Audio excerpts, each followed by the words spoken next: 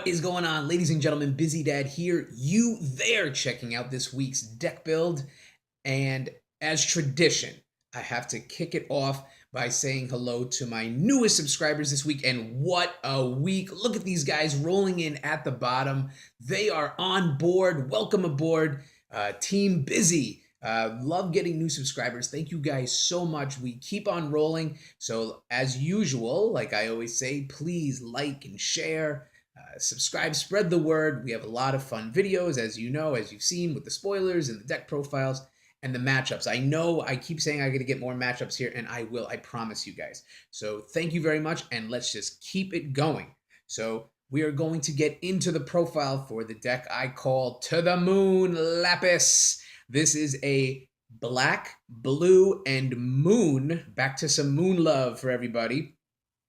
That really is control, but more takeover. This deck wants to take control of the game early, just take over the pace and just call the shots. We want everything on our terms with this deck, and it really works well together. And as usual, I have my fun cards in here. We have some fun twists and good combos to keep our opponents guessing and keep them frustrated. So let's get into it. Our ruler is the Conqueror of the Black Moon, Gill Lapis. He is a dark ruler with a judgment of 1 black, 1 moon, and 1 of any. His front-facing ability is a good one. Your opponent pays 1 more to play Regalia activate abilities. So if you've come across anybody who plays Reflect Refrain for a little while longer, because he's about to be banned for life, just in New Frontier format, but you get the picture. This is a really frustrating card for him because of his orbs that rest to give him counters and recover when they flip to refrain. So anyone that is playing a Regalia with activate abilities, if you have Gill on the ruler side, they have to pay 1 more for all their activate abilities. So it does slow them down a little bit, and this is continuous. So as long as you have Gill on his ruler side, they're paying 1 more for Regalia activate abilities. But when we do flip him over, he becomes Gill Lapis the Primogenitor. And there's a lot of text on this card. A lot of things go into effect once we flip him over. One thing to keep in mind is that no longer is that 1 more for Regalia activate abilities. That is no longer in effect. So once you do judge and flip him over, they don't have to pay 1 for Regalia anymore. But let's get into him. He is a Subjugator, J Resonator, 1200 attack and defense, so very strong. When this card enters your field, you may search your main deck for a card named Pitch Black Moon and put it into your field. Then shuffle your main deck. So if you happen to have the Pitch Black Moon in your hand when you J activate, that's no good. You can't put it into your field. It must come straight from the deck. And also, this search and shuffle is automatic. So if you know you have the Pitch Black Moon in your hand and there's no other copies in your deck, like this one, we only run 1, you still have to search for it and shuffle. So that is something that must be done. For 1 moon, he can cancel a target activate ability, and this is great. So many activate abilities of Resonators or additions or Regalia, anything that has a cost, such as rest, and this happens, or pay 1 blue and this happens. Anytime your opponent tries to activate an ability, you wait for them to pay for it, you spend your moon and you cancel it. Such a great card. Such a great ability, sorry. Also, for 1 dark and 1 other, target J Resonator gains -2/-2 until the end of turn. So a good little way to debuff one of your opponent's Resonators. This is pretty good if you have the 2 stones before the recovery phase to kind of hit them for the -2/-2 after your draw phase. They'll be -2/-2 for the turn, and after you recover, if you have stones again, you can blast them again to make them -4/-4.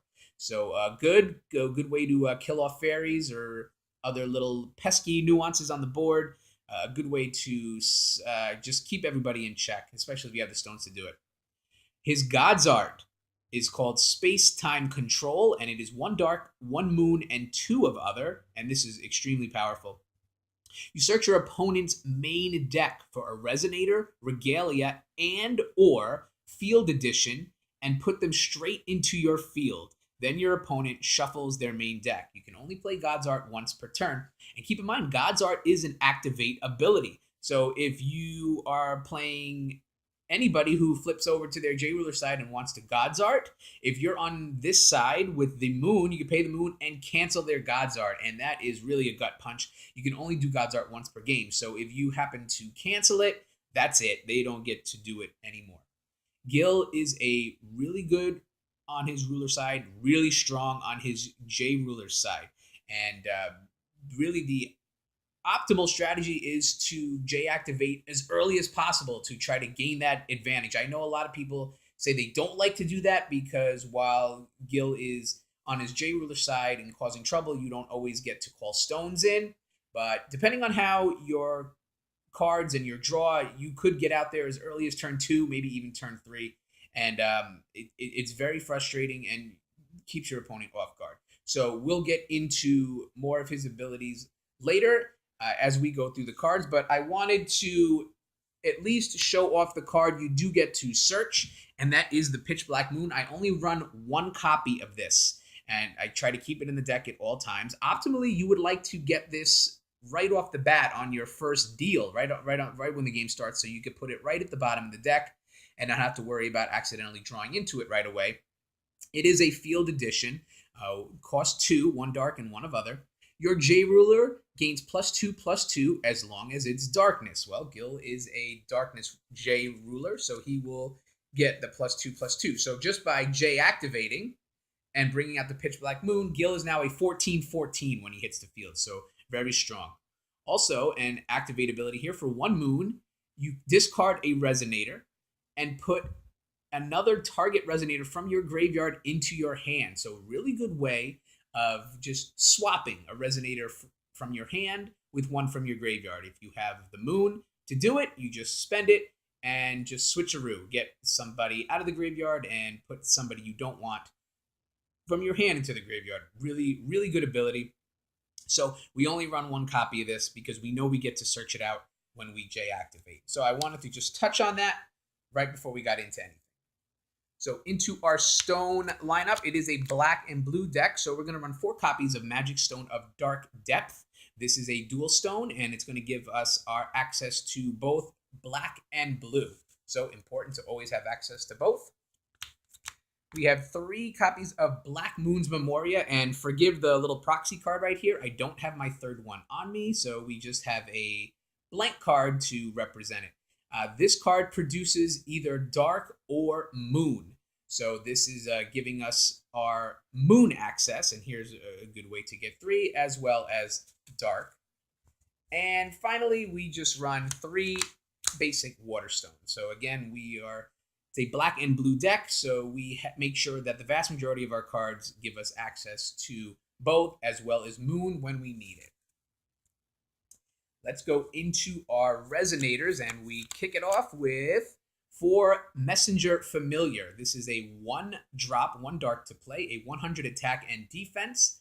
And whenever this card is put into a graveyard from your field, search your main deck for a 12 Apostle Resonator, reveal it, and put it into your hand, then shuffle your main deck. So this guy comes out, he's out here in the early game, and when he hits the graveyard, we get to search our deck for a 12 Apostle Resonator. So I'm always a big fan of cards that replace themselves and gateway cards. So, this is our little guy. When he gets into the graveyard, he lets us search out the bigger guys. So, really good card to have, and a chump blocker if we need it. But really, whenever he gets to the graveyard, we're going to get our guy. We're going to get our 12 Apostle. Here's 4 copies of Trader of Shangri-La, and I think this is a pretty underrated card. I don't see a lot of people using it. So a good way to just get a little unique card into our deck. It is 1 blue to play, another 100 attack and defense. So again, this is not a killer by any means. But if you rest it, you get to draw a card and then put a card from your hand at the bottom of your main deck. So here is the replacement for that Reflect Filter ability. We rest the Trader of Shangri-La, we draw a card, we take a card we don't want, and put it at the bottom of our main deck. Really good if we get stuck with a Pitch Black Moon in our hand. This is a good way to just ship it to the bottom of the deck so we don't need it.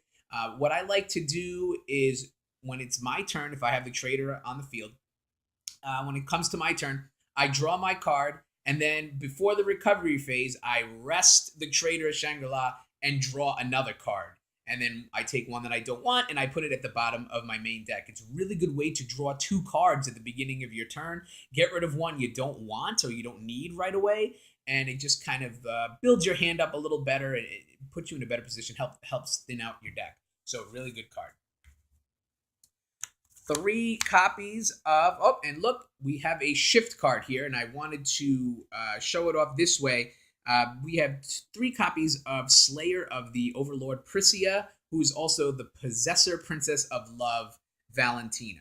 And this, I kept it this way because the way the shift card goes, the shift cards have to be sleeved with the cost face up. So we have to sleeve the card with the Pricia side facing out. Now, we don't play that. We can play either side of the card. We are going to play the blue, but I just wanted to show how it has to look, how you have to sleeve these.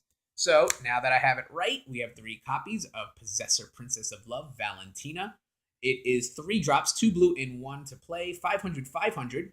And whenever this card is put into a graveyard from your field, gain control of target Resonator. I said before that this deck is going to be built on taking over. And we are going to take over our opponent's Resonators and use them against him or her. Hey, ladies. So here is a great example of that. She's 5/5, and your opponent is not going to necessarily want to attack or kill her, because if they do and she dies, you're getting to take control of one of their Resonators. So a really good card. We do have to sleeve it with the green Pricia side face up, but we can play any side that we want. So again, we can't sleeve it like this, but this is how we're going to play the card. So just wanted to show that. Here's another familiar face. 3 copies of Adombrali, the Unfathomable. It's a 12 Apostle and a Cthulhu. So here's one of the 12 Apostles we can go search when the messenger hits the graveyard. A 3 drop, but we can also incarnate, which is what we want to do. 600 attack, 800 defense. You could banish 2 Resonators instead of paying the 3 stones for Adombrali. So when we have cards like the Messenger Familiar, Trader of Shangri-La, if we want to sacrifice him, although I try to tend not to, I like his drawing ability.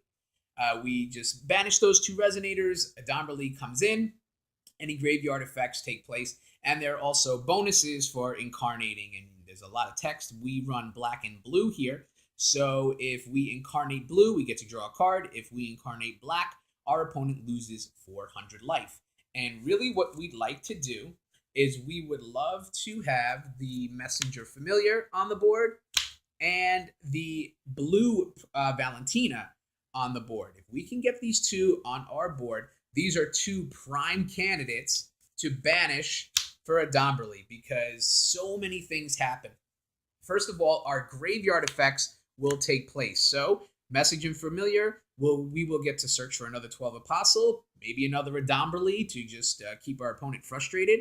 Then don't forget, once Blue Valentina hits the graveyard, we get to take control of one of our opponent's Resonators. So just by bringing Adombrali into our field, we've killed off the Messenger, got to search for another 12 Apostle. We've killed off our Blue Valentina, and we get one of our opponent's Resonators. Then we get Adombrali's bonuses. So we sacrificed Blue Valentina. Blue, we get to draw a card, and the Messenger is dark. We get our opponent will lose 400 life. So Adombrali is a really great card. 12 Apostle, we could search him out. He can incarnate. We can force our own Resonators into the graveyard to get their graveyard effects, and then we get bonuses from incarnating. So he fits perfectly into this deck, and he is just a really, really dangerous addition. Let's see our other 12 Apostle. It is Valentina, the Puppet Monarch, a 4-drop, 2 blue, and 2 other to play.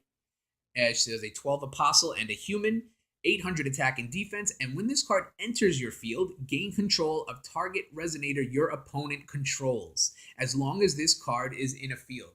So we have the other Valentina, the Shift Valentina, that lets us take control of a Resonator, of our opponent's Resonator when she dies. This Valentina lets us take control once she comes in. So this is really another good card. Hey, we play our Valentina, that Resonator you have looks really nice. I'm going to take over that one too. So again, it's the takeover. It's the control. We're calling the shots. You want to put a Resonator out there? We're going to put our own to steal them from you. So a really good card. 800 stats are okay, but she is there mainly to be a thief and steal one of our opponent's Resonators. We have 3 copies of Fallen Angelic Destroyer Lucifer. It is a 4-drop, 2 dark and 2 other. 900 flyer. He's an angel or demon. And when this card enters your field, your opponent banishes a Resonator. So again, the control and the frustration. If we play Lucifer, they have to banish a Resonator. If we play Valentina, we get to control one of their Resonators. If we get the shift Valentina into the graveyard, we get to control one of their Resonators. And you can see the theme, the frustrating theme. We don't want our opponent to set up, and if they do get anybody good out there, we want to steal them from them. So another great card to do it, and it forces them to banish, which is great. And he flies, another bonus. Go into our Regalia package, and I have 4 copies of Illusory Demonic Globe, the Earth. Probably said that wrong, is why I'm laughing. This is Gill's Regalia, and we run 4 copies of it. When it rests, you produce a moon, and you could spend this will only to play activate abilities of J Resonators, judgment abilities, or God's Art abilities of Gill Lapis. So here is more of our moon access. This gives us moons for Gill to judge. This gives us moons for Gill to cancel activate abilities once we're on his J-Ruler side. And this we can also use this moon for his judgment and his God Art. So really great card. And there is an escape clause for Gill here. It's last ability. If you rest and banish this card, if your J-Ruler is Gill Lapis, which it is, put it into your ruler area as a ruler. So if our Gill is in a spot of trouble, he's about to get blasted and destroyed, and we have one of these out in the field, we can rest it, banish it, and that's it. Gill can just fly back to his ruler side and escape being destroyed. So good card, and if you're running Gill, you're probably running the globe as well. I also run 3 copies of Interdimensional Vessel Apollo, another Regalia. And this, your J-Ruler gains flying. So if we can get this out on the field when we J-activate and flip over, Gill is now a 14/14 flyer. Good luck with that. You can rest this card to produce Moon as well, but you only spend this to play Awakening costs, or you could play Judgment of anyone, of a ruler with Kaguya in her name. This is Kaguya's Regalia, we don't run that. You can also rest it and banish it, and you can return target Resonator you control to its owner's hand. So in a pinch, if one of your Resonators are in trouble, about to be destroyed or gotten rid of, you can always rest and banish the Apollo and ship it back to your hand to maybe play on the next turn. Not a bad play with the Lucifer if he's in a little bit of trouble. Ship him back to your hand, and on your next turn, bring him right back out, and your opponent's got to banish another Resonator. So we use this to make Gill fly, but we can also have it get one of our Resonators out of trouble. So not bad. We'll go into our spell lineup, and we'll have 4 copies of Call of the Primogenitor. It is a 1-drop instant, so you can do this at any time. And put target Resonator from your graveyard into your hand. So this is a good way to grab one of our Resonators back. Almost the same addition as the Pitch Black Moon, except we don't have to pay a moon. We just pay the 1 dark, and we get to get a Resonator out of our graveyard. It does have an awakening cost of 1 moon and 1 other, so we can use Apollo to create a moon for the awakening cost. Search your main deck for a darkness Resonator, reveal it, and put it into your hand. Then shuffle your main deck. So, if we can hit both, if we can play it to get a Resonator out of our graveyard, and we have enough for the awakening cost, it's really frustrating for your opponent when we put our blue shift Pricia into the graveyard, take one of their Resonators, and then we say, okay, in our next turn, we're going to play Call of Primogenitor with Awakening. So we will take our shift Pricia out of the graveyard, put it back into our hand, and then we'll go into our deck and find Lucifer. And your opponent knows when they see both those cards, when Shift Pricia hits Shift Valentina, hits the graveyard, we're taking one of their Resonators again, and when Lucifer comes into the field, they're banishing a Resonator. So again, we're seeing the theme. Control, take over, frustrate, dictate the pace. We are going to call the shots in this game. The deck works very well like that. 4 copies of Sniping from the Blind Spot in Vingolf 2. When I saw this card, I knew it was a winner, and I said I definitely want to find a way to get this into play, and here is how we do it. It's going to find a home in this deck. Another instant, 1 drop, played at any time. Return target rested Resonator to its owner's hand. And there's no better feeling than having your opponent line up a big play, set up, buff up one of their Resonators with additions or spells, and then try to come in at you with flying or target attack or pierce or anything. And then you just spend the 1 blue stone and hit Sniping from the Blind Spot and send that Resonator right back to their hand. It is the best against a Maribel, or how about a remote control golem? Take that 10 drop and put it back in your hand. Thank you. Really frustrating. Really good card. I love the fact that it's an instant. It can happen at any time and only for 1 blue. Maybe it's a little too cheap because of just how strong it is, but I do love the card, and I knew I was going to get it into a deck, and that is it. All right, guys, I said I like fun cards. Here is another fun card. 3 copies of Alice's Castling, another instant. So again, the theme of the deck is part of controlling, and dictating is having these spells at the ready to play at any time. 1 blue, and it says, put target Resonator you control on the bottom of its owner's main deck. If you do, you may put a Resonator with the same total cost from your hand into your field, then draw a card. So this is a great peekaboo. This is a great, you think you got me, no you don't. It's a great way to take one of your Resonators that are in trouble or about to be killed, about to be stolen, and really just put it at the bottom of your deck, and then you can replace it if you want. And whether or not you replace it, you still get to draw a card. So a great example of this would be, we have Lucifer on the field, and we've attacked that turn. We hit him for 900 flying, which is great. So now it comes to our opponent's turn, and they are going to hit Lucifer either with a spell to kill him, or maybe they have a puppet Valentina of their own that they want to use to take control of our Lucifer. Well, if we have a blue stone and we have the card in our hand, we wait for our Lucifer to be targeted or about to be taken out, and we play Alice's Castling. So we're going to take Lucifer, and we're going to put him at the bottom of our deck.